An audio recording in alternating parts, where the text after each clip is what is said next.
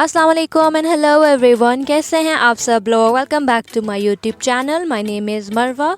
आज मैं शेयर करने लगी आप लोगों के साथ एक झटपट खीर की रेसिपी जो कि बनाना बहुत ही आसान है। सिंपल से और थोड़े से इंग्रेडिएंट्स के साथ ये ज़बरदस्त सी खीर बन जाएगी, क्योंकि ईद पे इतना टाइम नहीं होता कि आप लोग मीठे को इतना टाइम दें। तो ये खीर जो है फटाफट बन जाएगी और इसमें जो इंग्रेडिएंट्स हैं वो बहुत ही ज़्यादा सिंपल होने वाले हैं। तो वीडियो को एंड तक देखिए। शुरू करते हैं आज की अपनी ज़बरदस्त सी रेसिपी को।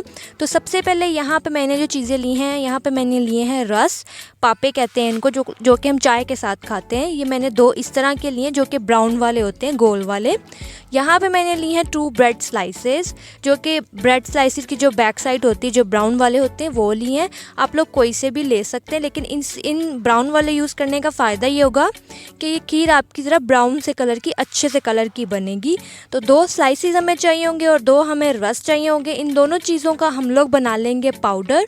तो यहाँ पे मैंने इन दोनों चीज़ों का पाउडर बना लिया है। और ये जो रस थे 2, उन्हीं का ये थोड़ा सा ही पाउडर बना, लेकिन हमें इतना ही पाउडर चाहिए।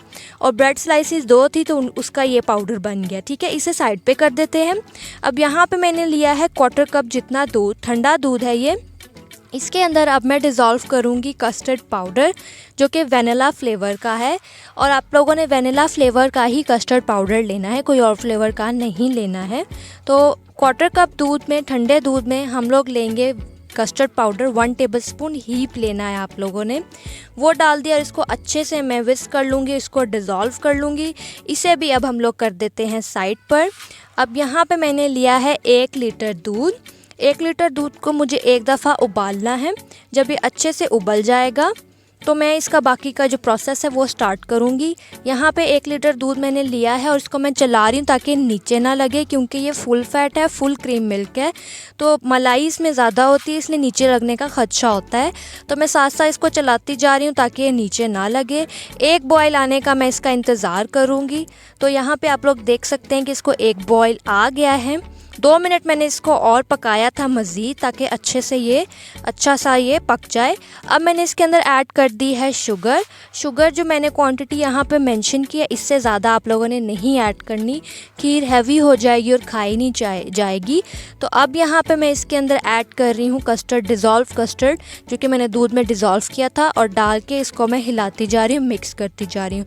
अगर आपको लगे कि कस्टर्ड थोड़ा सा ज़्यादा थिक हो रहा है तो आप लोग इस लिक्विड को रोक भी सकते हैं, लेकिन मैं पूरा ही ऐड कर दूँगी, तो आप लोग ध्यान से ऐड कर सकते हैं। वैसे तो जाएगा पूरा ही, लेकिन अगर आपको लगे कि ज़्यादा थिक हो रहा है तो आप लोग इसको रोक सकते हैं।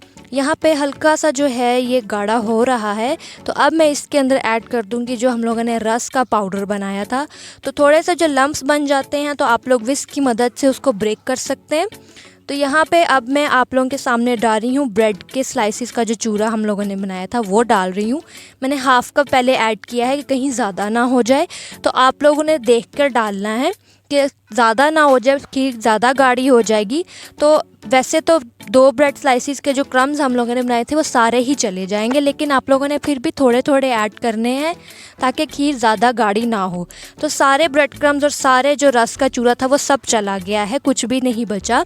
विस्क ले लें हाथ में और उसको इस तरह से चलाते जाएं ताकि लम्प्स ना बने और नीचे ना लगे। और आप लोग देख सकते हैं कि मिक्सचर अब बबल कर रहा है, तो इसका मतलब है कि खीर आपकी अब गाढ़ी होना शुरू हो गई है। मैं आप लोगों को करीब से भी दिखा देती हूँ। जब खीर में इस तरह के बबल्स बने तो आपकी खीर जो है वो गाढ़ी होना शुरू हो जाती है।